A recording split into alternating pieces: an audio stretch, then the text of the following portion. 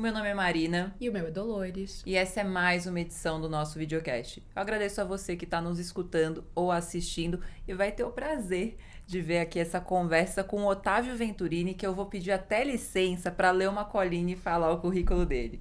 O Otávio Venturini é professor do IBGESP, de graduação na Escola de Negócios São Paulo e em programas de MBA e pós-graduação em Direito Público, Compliance e Proteção de Dados em diversas instituições de ensino e escolas de negócios do país. Ele também é doutorando e mestre em Direito e Desenvolvimento pela FGV Direito, em São Paulo. Liderou o programa de integridade reconhecido pelo selo Proética da CGU em 2018 e 2019. Além disso, Otávio Venturini é presidente da Associação Brasileira de Direito Administrativo e Econômico. Também é membro do Conselho de Ética da Associação Brasileira de Agências de Publicidade e colaborador da elaboração das diretrizes de compliance para o mercado publicitário. Otávio, que baita currículo, que alegria ter você no corpo docente do IBGESP. A gente está muito feliz de recebê-lo, né, Dolores? Sim. A gente sempre começa o papo, assim, dando as boas-vindas e fazendo uma pergunta muito introdutória. Porque a gente sempre parte do pressuposto que nossos ouvintes, né, quem está assistindo aí, talvez não tenha esse tema com tanta facilidade, não conheça ainda. Então, peço desculpa para perguntar, assim, o que é governança de dados e por que esse tema é tão importante para a administração pública? E bem-vindo. Obrigado, Dolores. Bom, de início eu queria agradecer pelo convite. Para mim é uma alegria imensa, uma honra compor aqui esse podcast com vocês, essa mesa. E também integrar o quadro de corpo docente do IBGESP, que tem um papel fundamental na qualificação do setor público, na formação de quadros. Então, eu queria, né, inicialmente externar a minha honra e alegria de estar aqui com vocês. E Dolores, a ideia de governança de dados, ela está muito relacionada à definição de uma estrutura, de políticas internas, de procedimentos, de responsabilidades para gestão desses dados, né? Os dados são fundamentais para você buscar uma gestão mais eficiente, cada vez mais por meio de ferramentas desenvolvidas aí por esse campo. A BI, por exemplo, você utiliza os dados para buscar um aumento de eficiência, uma prestação de serviço, isso para o setor público, para o setor privado mais qualificada. Se a gente pensa, por exemplo, utilização de mecanismos de inteligência artificial, cada vez mais isso é dependente de uma grande quantidade de dados e um tratamento qualificado de dados. Então, a ideia de uma governança está relacionada com isso. E, ao mesmo tempo, você tem que assegurar uma conformidade com a legislação, né? Segurança da informação, segurança cibernética, proteção de dados pessoais. Mas num plano mais genérico, né? Governança de dados traz como pressuposto essas ideias, esses mecanismos. Ótimo, Otávio. É um tema muito interessante mesmo e a gente tem visto que a gestão pública brasileira tem enfrentado esse desafio, assim como todos os outros países, de um mundo cada vez mais digital. Como que a governança de dados, o compliance digital se inserem nesse contexto de constante inovação tecnológica? Perfeito, Marina. Eu diria assim que por trás dessa ideia de governança de dados, da relevância de dados, existe um conceitual relacionado ao governo digital. Essa, inclusive, mais do que um conceitual, é uma agenda patrocinada, defendida, por exemplo, pela OCDE, né? E o governo digital, ele pressupõe essa coleta, esse tratamento de dados. O governo digital vai além, inclusive, de uma ideia de um mero governo eletrônico, né? O governo eletrônico, você tem um acesso ali aos serviços de maneira eletrônica, pela internet. Mas o governo digital, ele traz uma ideia de um governo enquanto uma plataforma em que o cidadão, mais do que acessar de forma unificada, simplificada, ele direciona o serviço público. Ele avalia, né? Nós que temos uma formação de direito administrativo mais tradicional, pensada em princípios como legalidade, supremacia de interesse público, nem sempre a gente consegue ter uma ideia mais concreta da eficiência, né? Eficiência se torna um princípio com uma emenda constitucional em 98.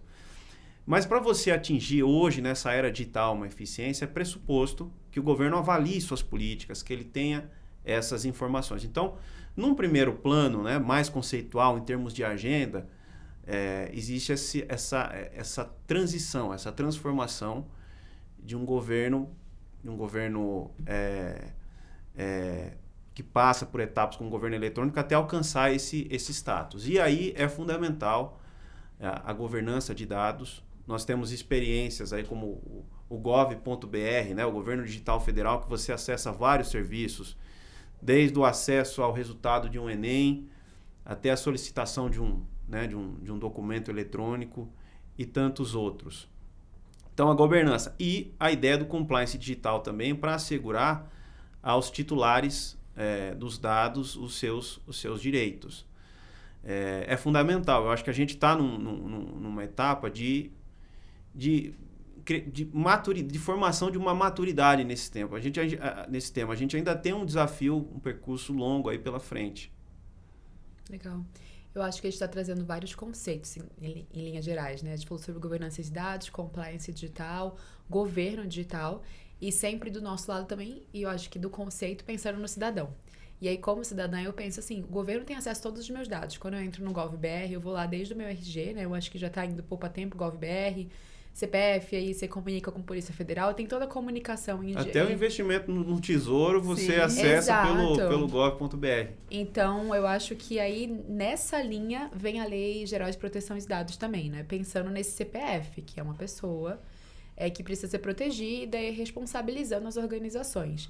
Em especial, o governo, nem como se a gente falasse, toma aqui meu dado. Ele tem acesso ao seu dado, né? Ele gera os serviços principais da sua vida. Como que a lei vem aí? O que é que ela impacta no que já era tratado como compliance digital, por exemplo?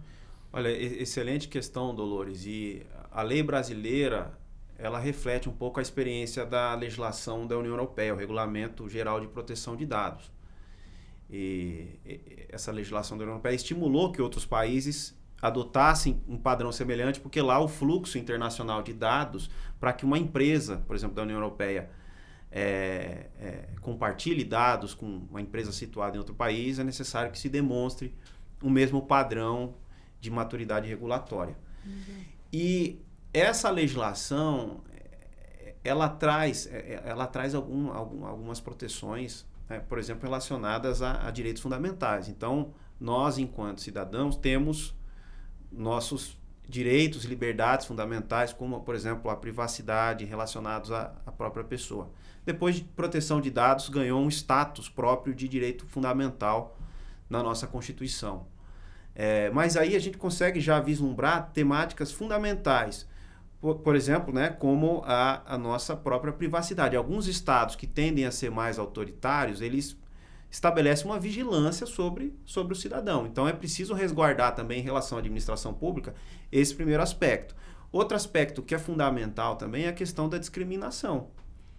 Então, se a gente pensar em segurança pública, utilização de mecanismos de inteligência artificial, monitoramento com câmeras, existe um risco aí também de você estabelecer um viés discriminatório, porque a IA ela reproduz padrões. Sim.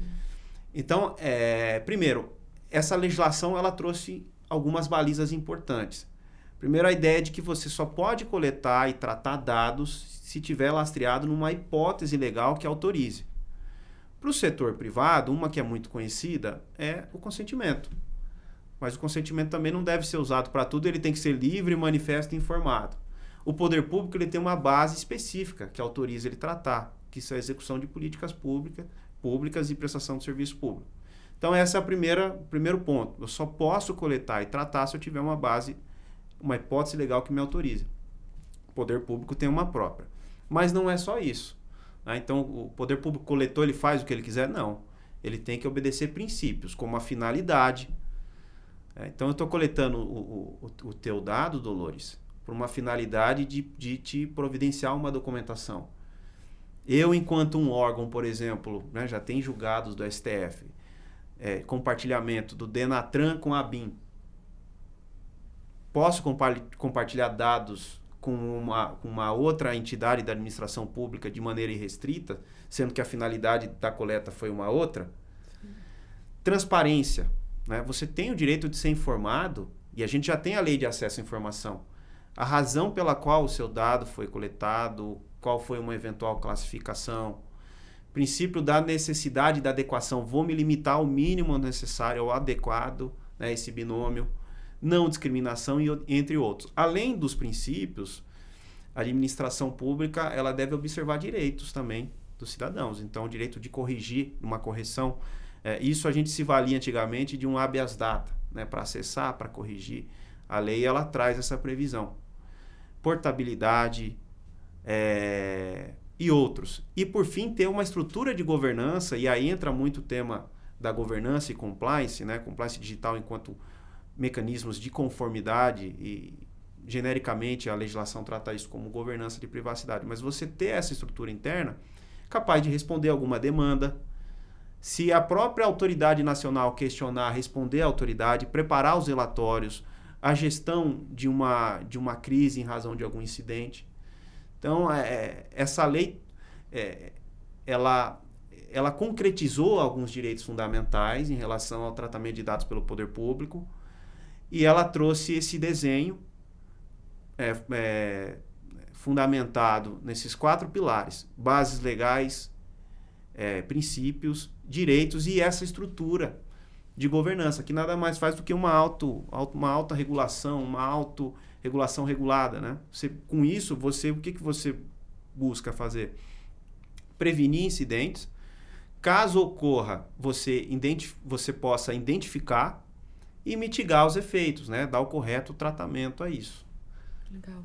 Eu fiquei pensando aqui enquanto você falava em políticas públicas que se comunicam, né? Então, por exemplo, o Bolsa Família ele foi estruturado para levantar dados também da presença escolar, né, das crianças. Então, eu pensei aqui, você vai me corrigir, mas aí, então, o Ministério da Educação, ele pode compartilhar dados com o Ministério que vai efetuar aquele pagamento daquela despesa, daquela política pública, distribuições de renda e tal. Precisa ter uma finalidade para que os dados sejam comunicados. Isso pensando em dados quebrados, assim, né? Porque a ideia do governo é centralizar a coleta e a armazenagem desses dados, né? É nesse lugar que eles querem chegar.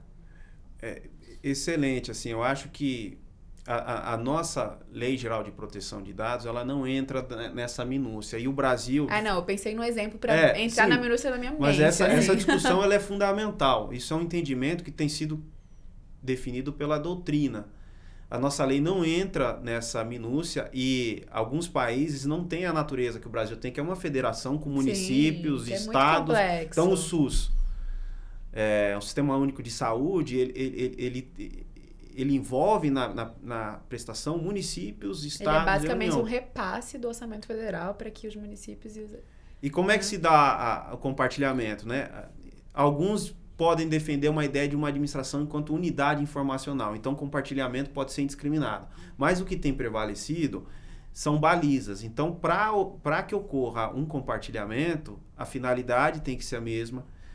O cidadão ele tem que ser informado. Então, por exemplo, dentro dessa sua lógica aí de Bolsa Família, faria sentido esse compartilhamento, né? Sem a necessidade de alguma camada a mais ali, mas pelo menos que se mantenha a transparência disso, né? Respeitando essa finalidade. Sim. Mas é um tema, assim, que está em aberto, né? Tema da maior relevância. Aberta. Eu descobri quando eu mudei para São Paulo, eu fiquei chocada com essa informação, que cada estado no Brasil tem um RG. Uhum. Isso é muito complexo. Porque eu perdi o meu de Pernambuco, eu não sou pernambucana, acho que já ficou claro no podcast, e aí eu precisei fazer um do zero, assim. E o seu provavelmente é da Secretaria de Segurança Pública. Competente. E aí depois eu achei, e é muito mais fácil decorar o de Pernambuco, que ele tem um número a menos. Aí às vezes eu vou nos lugares e eu penso, nossa, deve achar que eu tô fazendo alguma coisa errada, porque quando eu vou falar de São Paulo, eu não sei decorado. E quem é que não sabe se o RG é decorado? Mas a culpa é da estrutura, porque era pra ter só um RG, né? Que nem um CPF. E o CPF, ele vem, eu acho que pra organizar essa lacuna da outra identificação, né? Porque o CPF, ele comunica com todas as outras coisas. Ele tá, desde que a gente nasce, ele já vai ali na certidão de nascimento hoje. E essas unificações cadastrais são fundamentais. A gente olha para a pessoa física, tem isso mesmo, né? O RG é competência dos estados, cada estado ali, em regra, a Secretaria de Segurança Pública, com atribuição para isso. CPF muito relacionado à Receita Federal, mas se a gente olha para a pessoa jurídica, também tem, né, o CNPJ, que tem essa, e nos estados, municípios, outras, o NIRI, por exemplo, e outros números de registro. Um desafio, até para desburocratização, eficiência, é alcançar essa uniformização, né, das bases de dados, sem dúvida nenhuma. Seria mais fácil trabalhar compliance digital, tendo Com certeza. os dados unificados. Não, a gente Legal. vê que é um tema muito efervescente mesmo, seja no cenário legislativo ou no cenário social, se fala cada vez mais em como a gente faz a gestão de dados, né? E pensando nisso, eu imagino que a gestão pública tenha muitas dúvidas ainda sobre como ter uma governança de dados sólida. O que eu queria escutar de você, professor, é se você sente que a gestão pública, em seus diversos níveis, né, municipal, estadual, federal, tem buscado capacitação para enfrentar esse novo cenário. Você sente que a capacitação tem sido algo que tem ajudado ali os órgãos públicos a ter uma governança de dados mais eficiente? Olha, Marina, a gente está em um processo de evolução, né? Obviamente, eu como estudioso do tema, quem trabalha com o tema, até mesmo como compliance officer, né? Tive essa experiência. Eu acho que é necessário ainda a gente ter um longo caminho, a gente precisa aperfeiçoar, atingir um grau de maturidade necessário. Há sim algumas iniciativas, do meu ponto de vista, longe do ideal, né? Mas algumas experiências no Brasil já são relevantes. É sempre difícil você avaliar, estabelecer um diagnóstico do grau de maturidade no Brasil, porque a administração pública ela é múltipla. Temos administrações, estados, municípios, Sim. a União, Judiciário também tem a sua administração, Tribunal de Contas tem uma administração, cada um com um tipo de serviço, Sim. né, com a sua finalidade, com o tipo de dado coletado. Na saúde são dados sensíveis, o Judiciário tem os processos. Então, é um cenário complexo de estabelecer um diagnóstico. Interessante, por exemplo, essa iniciativa do gov.br, saiu uma análise do Banco Mundial, colocou o Brasil na 2ª posição por conta muito dessa iniciativa, na ideia de governo digital, de unificação de plataforma. E lá você já pode verificar uma maturidade. Por outro lado, tem avaliações da ONU, por exemplo, que colocam o Brasil na 40ª posição. Mas existem, assim, alguns passos fundamentais e desafios, né? Por exemplo, a formação de cultura, mudança de cultura é um passo fundamental, um desafio enorme. E, além dessa tônica nos treinamentos, o poder público, de início, ele deve fazer um exercício de diagnóstico interno. O que a gente tem aqui, né? Eu, enquanto um órgão, uma entidade, o que eu tenho internamente? Ou uma estatal? Pensar, né? E isso deve ser feito com suporte num diagnóstico, que é um documento que é chamado de inventário de processos de dados, em que você vai identificar todos os serviços que você tem, as hipóteses legais de tratamento, as finalidades, né, a qualidade, enfim, você vai documentando isso, registrando, uma análise de risco, porque serviços que tenham um risco maior vão exigir medidas proporcionalmente de controle e adequação mais robustas. E também pensar, né, ter um olhar prospectivo para desenvolver produtos e serviços que, desde a sua concepção, tragam de maneira embarcada essas cautelas, que é o que a gente chama de privacy by design. Desde a concepção, né, de um aplicativo ou voltado à prestação do serviço, ou, né, de um cadastro digital, eu vou pensar. Então, em suma, né, eu diria que é um cenário bastante complexo de avaliar. A gente tem um desafio enorme. A própria autoridade nacional, ela se estrutura, ela está definindo os seus standards. Esses passos iniciais têm sido dados, mas a gente tem um longo caminho a percorrer. Eu lembro que eu li uma matéria falando da quantidade de aplicativos que o governo federal já lançou, assim. E que tem até esse esforço depois de começar a ver qual é a funcionalidade de cada um, quem que vai fazer o download disso tudo para conseguir gerir algum serviço público, né? Então, eu imagino que é um case bem sucedido, mas que tem uma evolução ali também de governos, de envolvimento, né? Um repasse de responsabilidade. Eu queria te perguntar isso. Você falou ali sobre a saúde, são dados extremamente sensíveis, né? Quais são os maiores desafios e em que áreas você acha que eles estão hoje, assim, do serviço público? Olha, Dolores, esse conceito de dado sensível, né, qual que é a implicação disso? Esse é um primeiro ponto importante. O dado sensível, que são dados relacionados, ele não se limita a meramente identificar uma pessoa, mas ele traz informações, vou fazer um pleonasmo aqui, sensíveis, vou comentar um pleonasmo sensível sobre aquela pessoa. São dados sobre raça, opção sexual, religiosa, política, filosófica, saúde e biometria. E ele exige, sob pena de sanção, medidas mais robustas, né, de segurança de informação, de tratamento. Por exemplo, você não pode utilizar o chamado interesse legítimo para coletar. A administração pública tem as bases próprias. Eu diria que um setor bastante que traz a necessidade de cautelas é o setor de saúde. E hoje a gente tem, né, avanços, por exemplo, na telemedicina. Sim. São consultas que são realizadas por videoconferência. Os próprios diagnósticos também, com suporte nessas ferramentas de machine learning, de inteligência artificial. Colocar os sintomas, né? Sim. Você preenche. Tem também a ideia de interoperabilidade dos dados. Então, olha, você tem um médico e ele vai compartilhar informações com outro.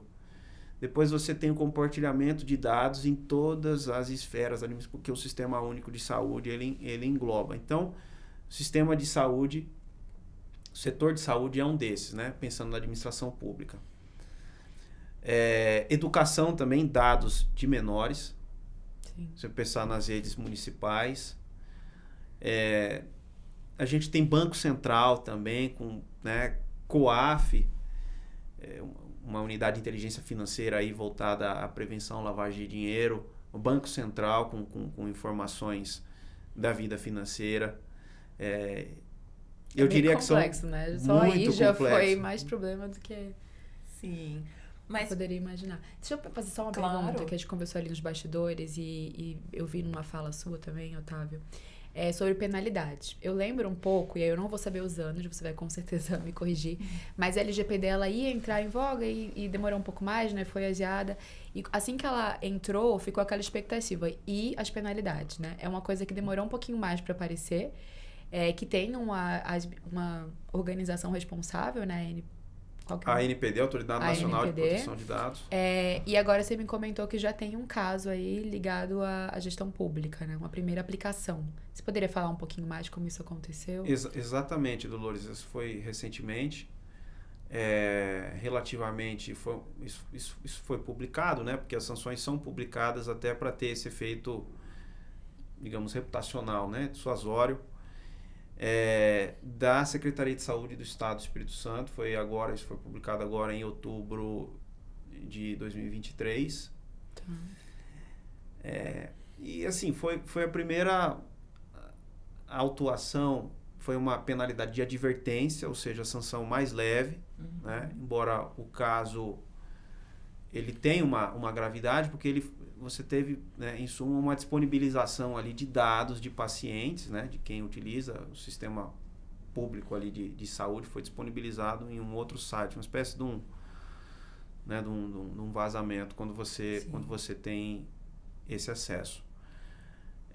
Mas o que a gente pode dizer também é que a própria autoridade nacional ela está se estabelecendo, né? Como você bem disse, teve um período desde a aprovação de 2018 de vacácio.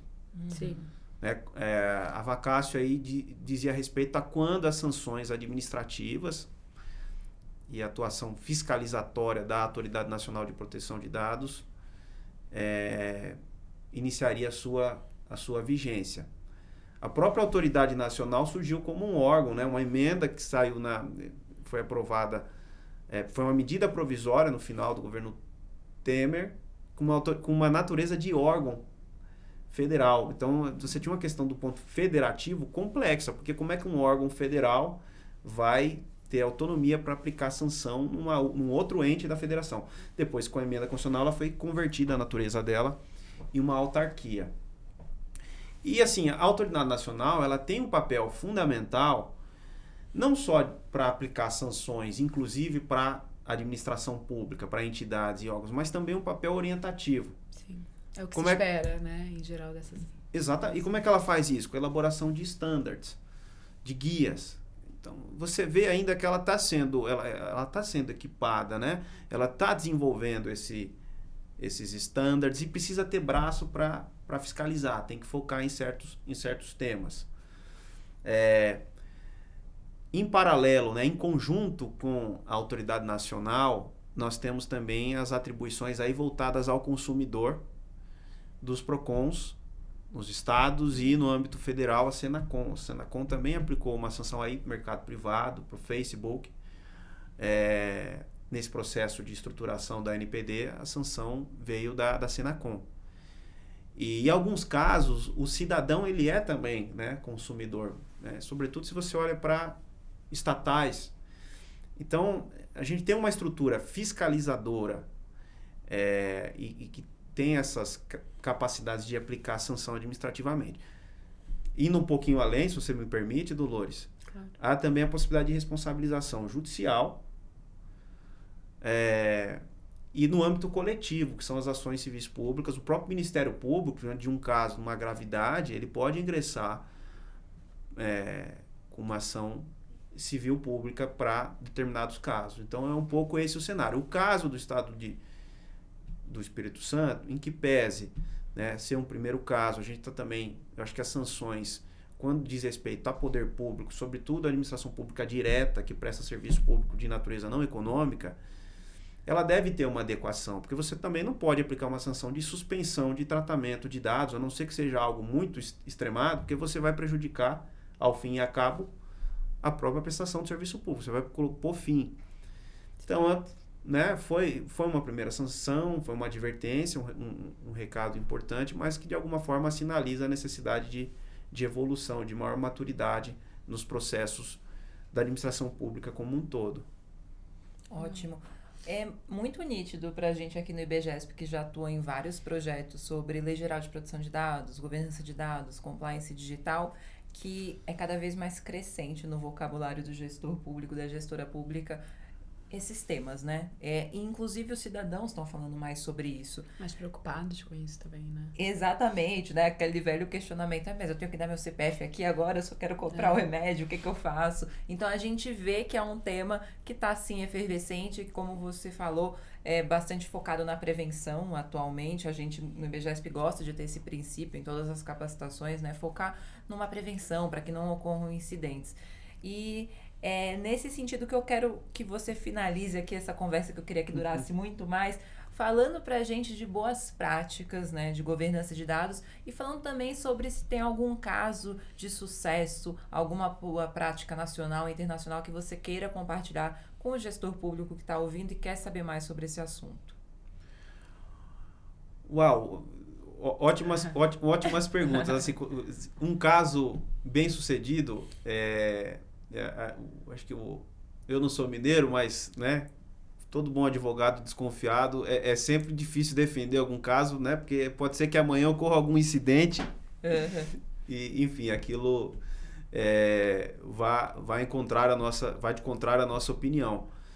Mas olhando para a administração pública, essa experiência do gov.br enquanto administração pública digital me parece muito interessante. Obviamente, né, para fazer uma avaliação, em regra você faz certificações, e até mesmo certificações falham. Você precisa ter informações, olha, que só são acessíveis para quem está ali dentro. Então, qual que é a infraestrutura de segurança de informação que essa organização possui? Quais são os mecanismos de segurança da informação e cibernética? A gente tem algumas pistas interessantes, né? Os níveis de segurança, por exemplo, desse gov.br, prata, bronze e ouro, né? Cada nível ali que você progride é mais robusto. As políticas também estão bem desenhadas ali. E as boas práticas, né? Você tem um processo aí que é contínuo, a gente pode chamar aqui de compliance digital. Ele é muito estimulado, inaugurado pelas leis de proteção de dados, que exigem. Então, para você estimular um compliance digital, a legislação ela precisa trazer esse reforço. Em regra, de duas formas, né? Primeiro, com responsabilidade. É uma responsabilidade, a gente chama de responsabilidade que se aproxima do modelo objetivo. Se houver falha e você não tiver a capacidade de demonstração de que você adotou medidas de prevenção, de mitigação, você vai responder, independentemente se, né, culpa ou não. Aí tem uma discussão doutrinária se seria subjetiva por omissão, etc. Mas isso muda a configuração. Você exige do privado ou do poder público que realize qualquer tratamento de dados que ele tenha mecanismos de prevenção, detecção e tratamento e de irregularidades. Então precisa ter incentivo, é a própria responsabilidade e um estímulo também, uma abertura a uma autorregulação regulada, que você dá espaço para o próprio setor desenvolver suas melhores práticas. Isso é um sistema contínuo. Contínuo porque você tem desde a fase do diagnóstico, qual é a estrutura que a gente tem aqui, quais são os serviços, por meio do inventário, você vai catalogando os serviços que envolvem coleta de dados, quem é o responsável, quem são os, quem que é o controlador que decide sobre o tratamento, quem que tem um operador, alguém que você contrata, por exemplo, para prestar um serviço de TI, quem que é o encarregado ali dentro daquela organização que vai responder. Depois, uma análise de risco, depois desenvolvimento de políticas, termos de uso. Eu, enquanto cidadão, onde é que eu vou acessar as informações de como eu posso fazer uma reclamação, como é que meu dado é tratado? Por meio dessa parte documental. Os planos de resposta a incidente, os relatórios de impacto de proteção de dados que podem ser exigidos, até o monitoramento contínuo, né? Porque não basta só desenvolver papel, documento e não aplicar efetivamente. Isso tem que ter treinamento e tem que ter monitoramento contínuo. Olha, tem um risco aqui que a gente identificou, tem um novo serviço. Eu busquei já desde a concepção, né, a ideia do Privacy by Design e desenvolver essas balizas, esses controles, mas a gente precisa adotar uma medida aqui para fortalecer os controles. Né, e depois eu volto. E transparência, sempre muita transparência. É um pouco esse ciclo, né? Esse organograma sempre tem que estar voltando e fortalecendo. E aí pensando sempre em adequar, né, a proporcionalidade do tipo de dado que é tratado, a atividade, o volume, né? É o que a gente falou. Um sistema como o gov.br que tem dados de todas as naturezas, dados sensíveis que unifica, ele vai exigir uma robustez E o governo federal, ele tem uma força de ter equipe própria, né? Quando você pensa num órgão municipal, no próprio município, ele começa a terceirizar alguns serviços, os riscos vão ampliando. Sim. Então, eu penso que é exatamente como você falou, é difícil avaliar, porque são administrações diferentes com recursos e capacidades diferentes, né? Exato. Mas a própria lei, eu estava falando aí das funções, né? A própria lei é bem pedagógica nesse sentido, porque ela traz o controlador de dados, né? O operacional. Então, ele dá uma dica para você. Então, talvez começar com treinamento já é um caminho maravilhoso, porque você vai pensar se você tem na equipe da sua organização essas pessoas, se você precisa formá-las, né? Quem vai aparecer ali para ocupar esses espaços. Os agentes de tratamento. Eu acho que o primeiro passo, Dolores, é exatamente esse treinamento, esse primeiro bate-papo. E até mesmo constituir dentro do órgão um comitê que vai ser responsável pelo processo de implementação. Porque não basta a administração terceirizar tudo. Você precisa ter um comitê... Pelo menos o controle precisa ser interno, né? E para que ele possa acompanhar. E ele precisa ser treinado, esse comitê. Você vai trazer alguém da área de TI, vai trazer um jurídico ali, um procurador municipal, ou se for uma estatal ali, uma sociedade de economia mista, uma empresa pública, alguém do jurídico. Você vai constituir um comitê multidisciplinar, ele vai precisar ser capacitado também para acompanhar esse processo. Sim. Depois, todo o treinamento para a entidade, o órgão como um todo, né? Legal. A gente tem muito cliente que tem... mostra. Eu queria... Você vai mostrar um, eu mostro o outro, daí você fala um pouquinho. Eu tô aqui com o manual de compliance. Apresenta um pouquinho pra gente esse livro, que honra. Obrigado pela oportunidade de falar dos livros. Esse é o nosso Manual de Compliance, publicado pela editora Forense, já está na 4ª edição, a 4ª edição saiu recentemente. Então ele foi coordenado por mim e mais 3 colegas especialistas, o André Castro Carvalho, o Rodrigo Bertocelli e o Thiago Cripa. Esse é um manual que traz a temática do compliance de forma mais ampla, né? Enquanto, primeiro, um instrumento de resposta a esse modelo de responsabilidade objetiva que exige esses mecanismos e também como uma metodologia das organizações voltadas à conformidade com a legislação e prevenção. Aí a gente aborda o compliance anticorrupção, o concorrencial e o compliance digital. A ideia do compliance digital dialoga com o direito digital. Hoje, o que a gente tem de legislação aprovada é a Lei Geral de Proteção de Dados. Mas, internacionalmente, a gente vê leis aí sobre temas como regulação de mídia, inteligência artificial, que entram nesse guarda-chuva do direito digital e do compliance digital. Tem compliance setores, gestão de risco, governança, ESG também.